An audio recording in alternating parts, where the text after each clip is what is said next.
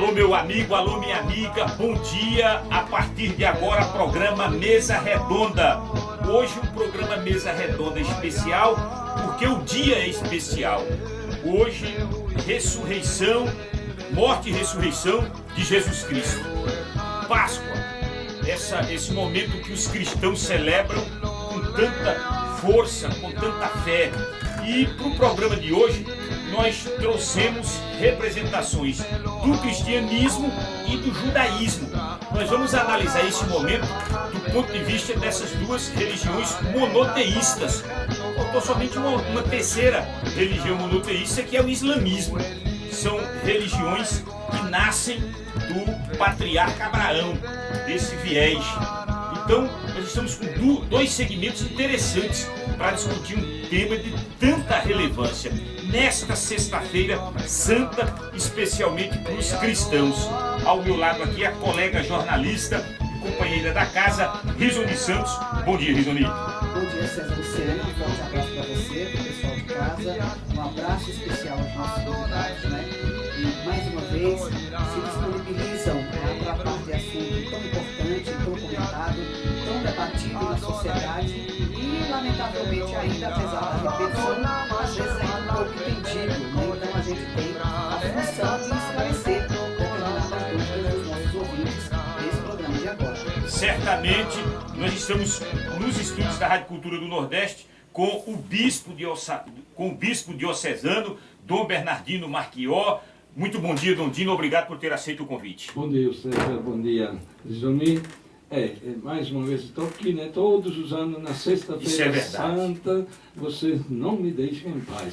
Eu devo correr por aí, mas venho com muita alegria também aqui para conversar com os nossos ouvintes. Quero saudar também o representante do judaísmo, que agora vai ser apresentado por vocês. Olha, e dizer que, olha, se o senhor está aqui é porque foi mais um ano vivido. Se eu estou aqui apresentando, mais um ano. A Rizoni também. Então, glória que mais um ano. Eu quero pelo menos uns 50 anos fazendo esse Mesa Redonda. Eu também gostaria, mas garanto que não estarei, porque agora vou dizer uma coisa que não interessa aos ouvintes, mas porque eu já estou perto dos 75 anos, e quando o bispo chega aos 75 anos, o bispo entrega a responsabilidade da diocese. Continua a ser bispo, mas a responsabilidade da administração entrega a um outro. E o Papa vai nomear um outro bispo, e outro bispo virá aqui fazer o programa. Mas o programa continuará todas as sextas-feiras santas. Firme e forte. Tá certo, Dom Dino. Deixa eu cumprimentar o presidente da Associação Judaica de Caruaru, é o Maurel Melo, Centro de Cultura Judaica, aqui no nosso município, na nossa cidade. Presidente, eu confesso que eu não sabia. Desse segmento aqui em Caruaru, do judaísmo aqui na nossa cidade, e foi quando fui informado pelo André Santiago, que faz a produção do programa. Fiquei feliz, hein? Interessante também. É mais uma corrente, é mais uma religião monoteísta e que vem de Abraão também. Interessante a gente conhecer. Muito bom dia. Bom dia a todos, bom dia aos convidados, bom dia, Dom Dino, bom dia aos apresentadores do programa. Eu estou meio tímido aqui. Mas a expressão judaica aqui na cidade, ela não é de hoje. É que ela é discreta, ela é, digamos assim, o número de adeptos do judaísmo é pequeno. Por exemplo, nós temos uma figura judaica na cidade, de renome internacional, que é o Kaisa Malta Sobreira. Ele é caruaruense, nasceu aqui em Caruaru, e hoje ele é professor da Universidade Federal? De Salamanca, na Espanha. Na Espanha. Então, de lá ele produz materiais referentes ao judaísmo aqui no Nordeste, ele eleva o nome da nossa cidade, ele enobrece o Nordeste e o judaísmo conjuntamente. Não é? Então, a expressão judaica aqui, ela é discreta, mas ela é importante. Ela tem estado presente desde muito tempo antes do que o que a gente tem ouvido falar. A minha associação, no entanto, ela começa a se expressar publicamente a partir de 2008. Né? Então, em janeiro de 2008, a gente monta a associação e começa daí a produzir nossos cultos, a partilhar um pouco da sabedoria judaica com os demais caruaruenses, independente da religião, independente da crença. Desde que creiam em Deus, desde que tenham a Bíblia como base de sua fé, a gente é simpático e troca essa informação sagrada. É mais ou menos isso que a gente faz. Assim como você, César Lucena, também me surpreendi, não é, quando peguei a pauta do Mesa Redonda desta sexta-feira e questionava, não é, aqui em off, antes do início da entrevista, o nosso convidado, sobre o porquê dessa informação não circular, não é, na imprensa, nem na sociedade, nos meios sociais, visto, não é, que o Centro de Cultura Judaica existe há 8 anos. E perguntei se seria um pouquinho de preconceito, né? A gente, quando não conhece uma coisa, a gente tende a formar uma opinião e meio que acaba não se aprofundando naquilo. Isso tem contribuído? Tem. A confusão maior que se causa é confundir o judeu com o muçulmano. Não é? Para quem observa de fora, a uma certa distância, é difícil distinguir um do outro. Não é? E isso causa uma certa resistência, porque na mídia mundial, o Islã ele tem se manifestado de forma negativa. Não é? Especialmente então, no Ocidente. Rapaz, é uma pena. Eu particularmente entendo a essência do Islã como uma essência que contribui, mas há muitos adeptos da religião que acabam não reproduzindo muito bem a filosofia da religião que professa. Radicalizam, há um fundamentalismo muito Perfeitamente. E toda forma radical de expressão religiosa ela é perigosa. E isso tem maculado o Islã e tem maculado qualquer um que lembre ainda que de longe o Islã, ser muçulmano. Então esse é o principal obstáculo. O segundo é sobre os estigmas da história fora, né? Jesus veio, os judeus rejeitaram Jesus e tal. Isso também contribui para que haja uma certa resistência. Quando as pessoas elas se dão o trabalho de olhar um pouco mais de perto, elas vão entender nuances que até então estavam encobertas, né? Por um viés parcial da história. Não é? E aí acabam expandindo. Lá no Centro de Cultura Judaica nós temos católicos que estudam com a gente, temos pastores que estudam com a gente, temos esotéricos que estudam com a gente, e eles têm se tornado melhores onde estão. Não é? O católico tem se tornado mais católico, o pastor tem tem abrilhantado suas pregações, né? E os esotéricos têm adquirido dados que acabam meio que aprofundando a pesquisa deles. Por quê? Porque no final das contas, o que a gente faz? A gente apenas lê a Bíblia do ponto de vista do Oriente Médio. É a mesma Bíblia, é o mesmo Deus, é o mesmo povo sagrado. A diferença é a ótica com qual se lê o texto. Aqui no Brasil se lê o texto com a ótica ocidental, lá a gente aprende a ler o texto de acordo com a ótica do Oriente Médio. É apenas essa diferença. É isso mesmo, Dodino? Qual a sua opinião? Eu estava ouvindo as reflexões e estava pensando que a busca sincera da verdade, sempre aproxima as pessoas. O que afasta é o fundamentalismo, o que afasta é a incapacidade de respeitar o outro. Mas, repito o que eu estava dizendo no começo, a busca sincera da verdade sempre aproxima as pessoas, não afasta as pessoas uma da outra, porque a semente de Deus que está em nós é o mesmo Deus que está em mim, está no irmão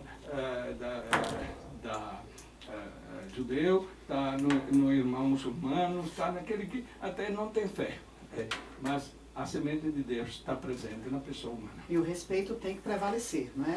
Quais seriam as semelhanças entre o judaísmo e a Igreja Católica, especialmente na celebração da Páscoa, que é isso que a gente está discutindo hoje nesse programa? Eles são mais velhos do que nós, os judeus. Começo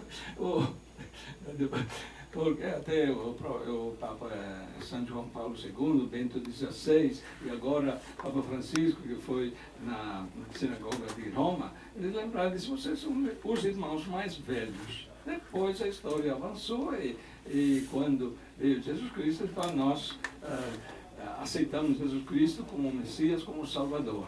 E aí, eu não vou discutir os motivos, mas os hebreus não acolheram Jesus como o Messias, o Salvador. Messias. É isso. Mas nós temos profundas ligações, mais do que com os espíritas, nós temos ligações como cristãos, mas mais do que com os muçulmanos, é claro. Nós temos ligações profundas com toda a história da Bíblia, porque a Bíblia o Antigo Testamento é muito maior do que o Novo Testamento, são vários livros, né? E então os hebreus começaram aí a sua história de ligação com Deus. Era o povo eleito, o povo escolhido por Deus. Vamos então, vamos dizer do judaísmo e esse momento, morte, ressurreição, Páscoa de Jesus, ou aí no judaísmo a figura de Jesus Cristo não é celebrada dessa forma como é celebrada no cristianismo. Vamos lá. Para a gente poder responder essa questão, eu preciso meio que posicionar o judaísmo que eu represento, tá? Então, vamos lá. Em Israel, que é sempre a medida, né? Então a gente olha aí o judaísmo baseado em dois fenômenos, o judaísmo formal e o judaísmo que eles vão chamar de informal ou secular. Então eu participo desse judaísmo informal quando olhado da ótica rabínica. Por quê? Porque o judaísmo rabínico ele tem todo um padrão e toda uma aceitação de determinados livros canônicos que quando o judaísmo que eu represento analisa a Bíblia, a gente acaba aderindo ao Novo Testamento, por exemplo, né? Então isso faz com que eu caia na informalidade de acordo com o judaísmo praticado pelos rabinos lá em Israel. Ok.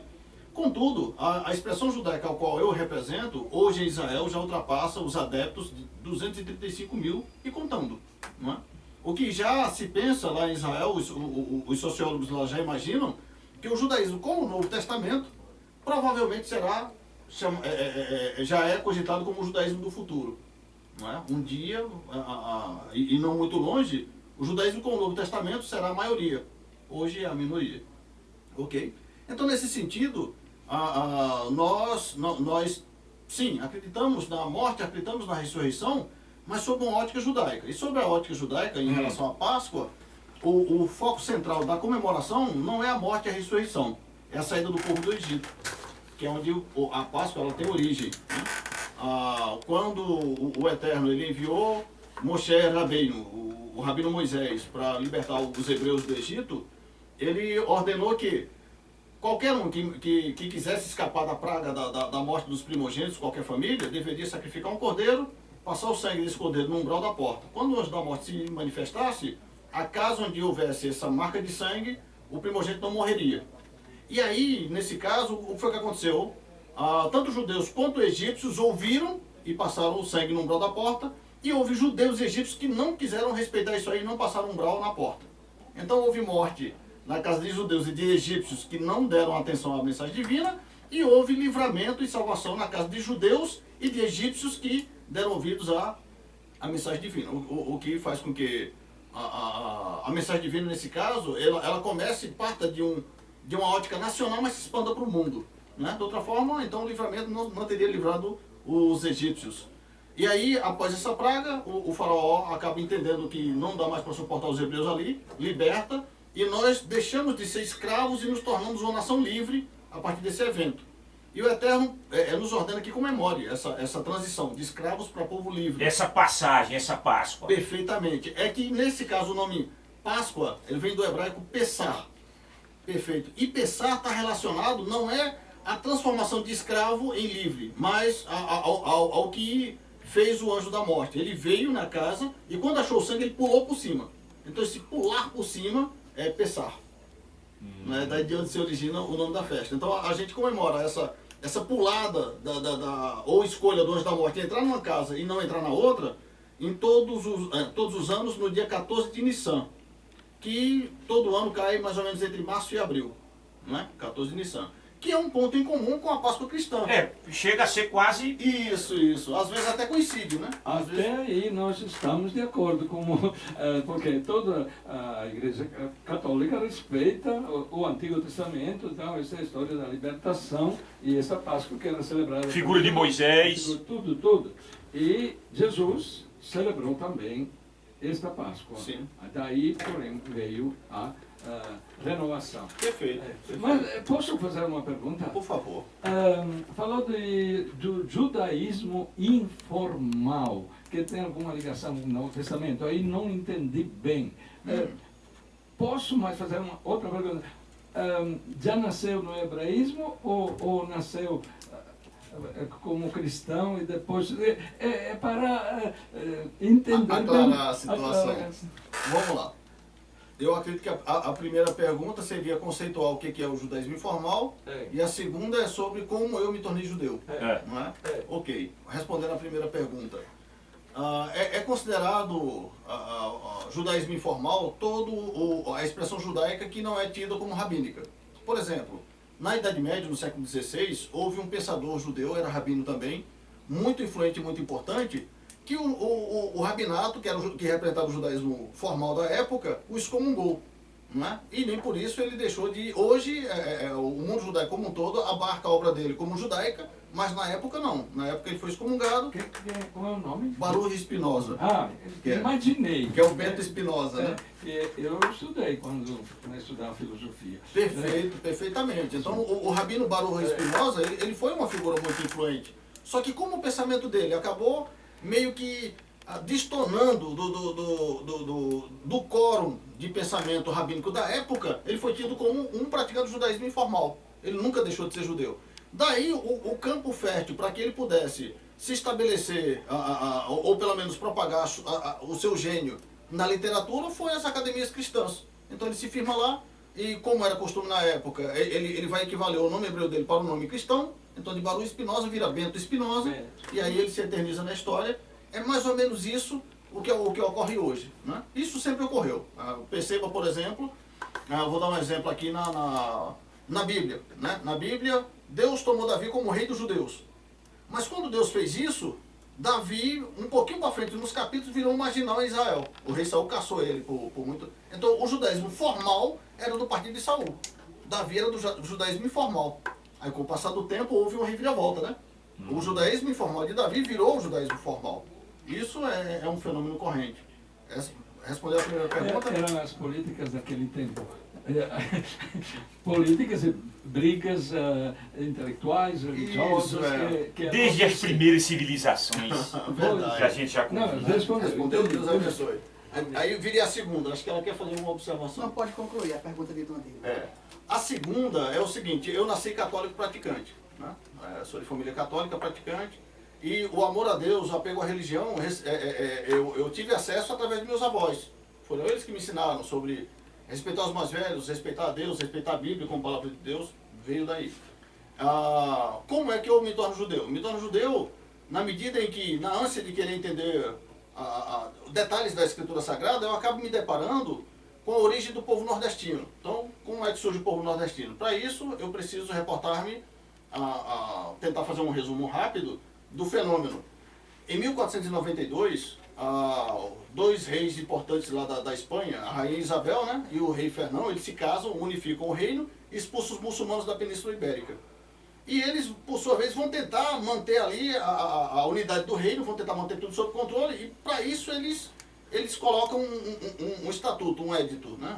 E eles vão dizer o seguinte, que todo aquele que não for católico, ou vai embora da Península Ibérica, ou tem que se converter. Se não vai embora e não pode se converter, infelizmente vai ter que sofrer punições. Eles estão tomando contra a casa deles, né? O país agora é católico.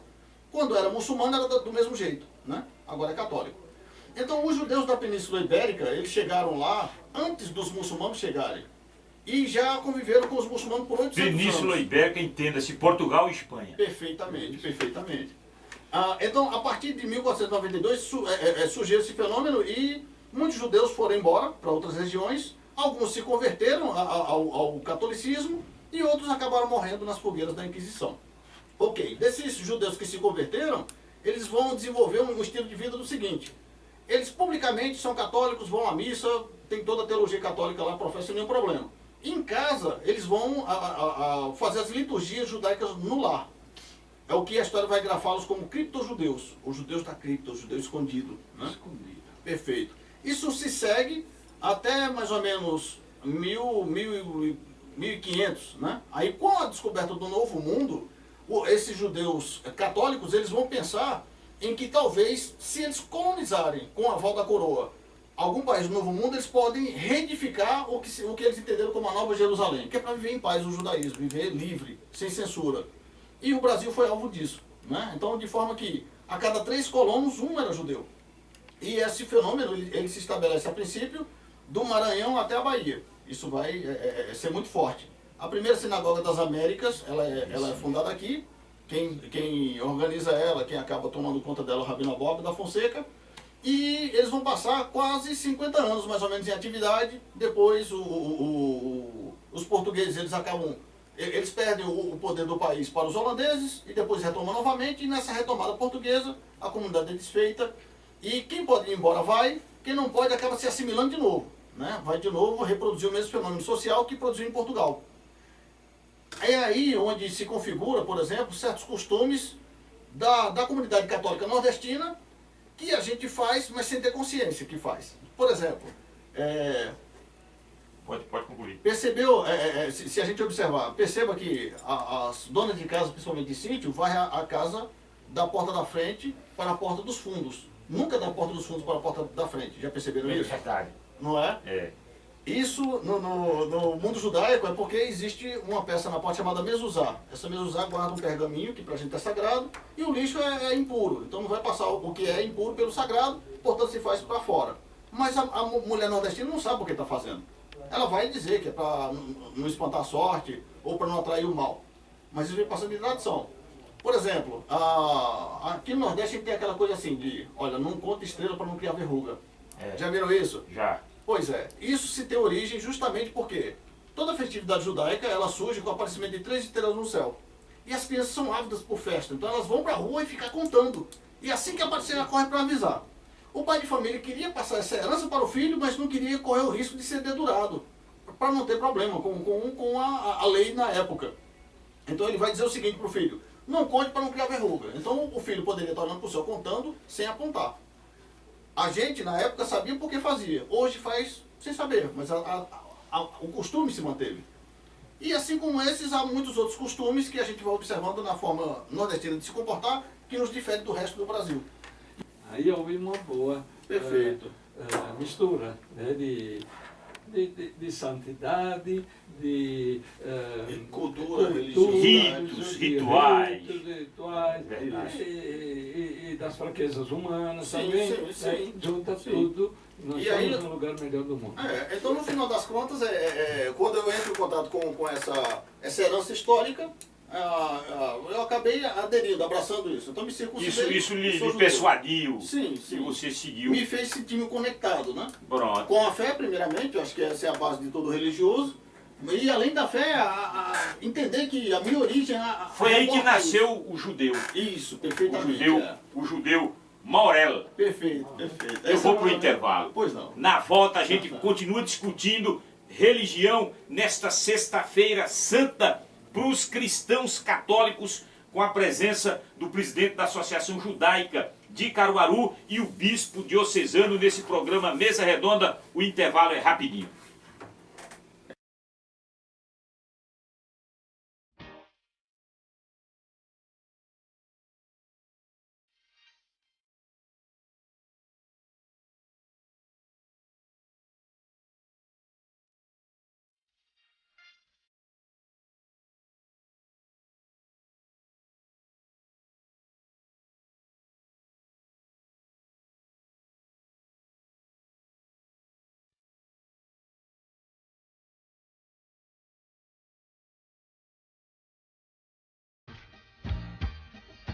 Que o casal seja um